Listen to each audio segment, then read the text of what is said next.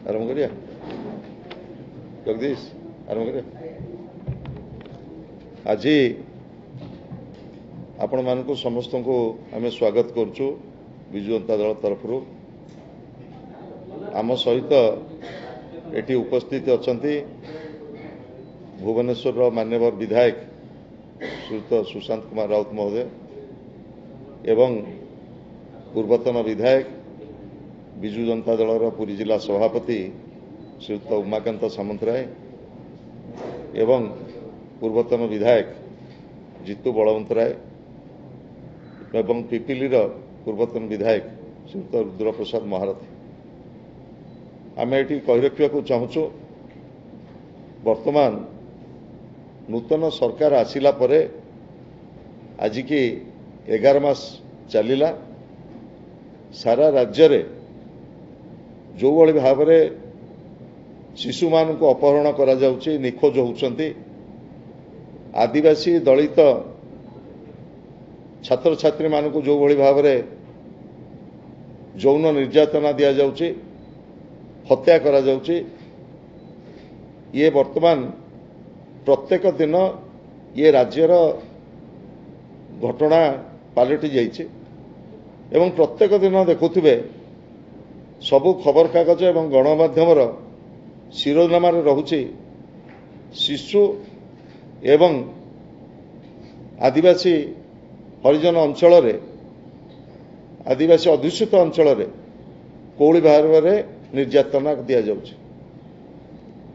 एवं दुर्भाग्यर कथा सबुठारु चिंताजनक विषय ए समस्त घटना गुड़िकर पुलिस रो आभिमुख्य एभली संवेदनशील घटना गुड़िकर पुलिस प्रशासन जो आभिमुख्य आपण माने निजे चिंता करुवे कुचिंडा राउरकेला मयूरभंज ठू आरंभ करी मालकानगिरी पर्यंत आज जो भली भाव में यही शिशु निर्यातना यौन उत्पीड़न एवं हत्या भली घटना प्रत्येक दिन आसूची आज सारा राज्य रे गोटे विफल आईन श्रृंखलार परिस्थिति आज सृष्टि होइछि एवं ए सबु संवेदनशील घटना गुड़िक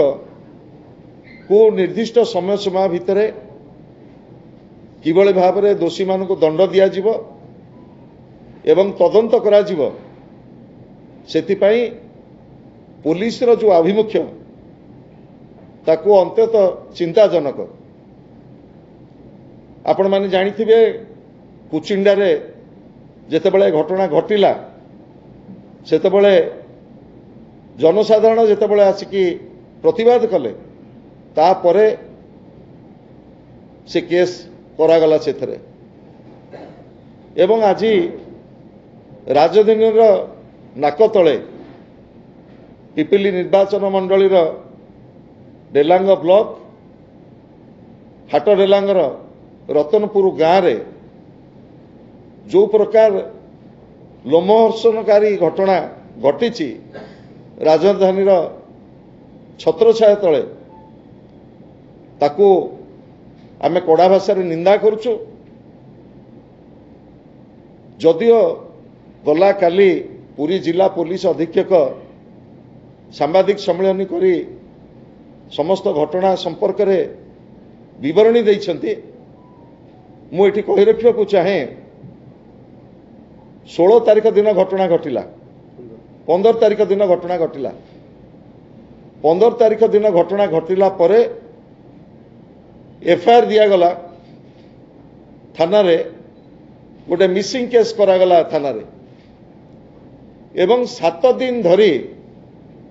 जेते बळे 11 वर्षर शिशु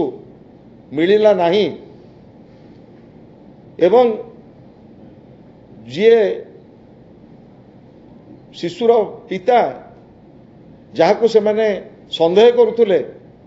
जे ये घटना सहित संपृक्त व्यक्ति तांको पुलिस आनिकी पचरा उचरा करके छाड़ीदेले एवं परवर्ती समय रे हाटडेलांग रतनपुर गाँव ग्रामवासी माने एभली एक मर्मन्तुद घटना संपर्क में पुलिस कालक्षेपण नीति एवं अभियुक्त मानक ठाब न करिवा डेड बॉडी रिकवरी न होबा फल से मैंने रास्ता रोक करथिले एवं रास्ता रोक परे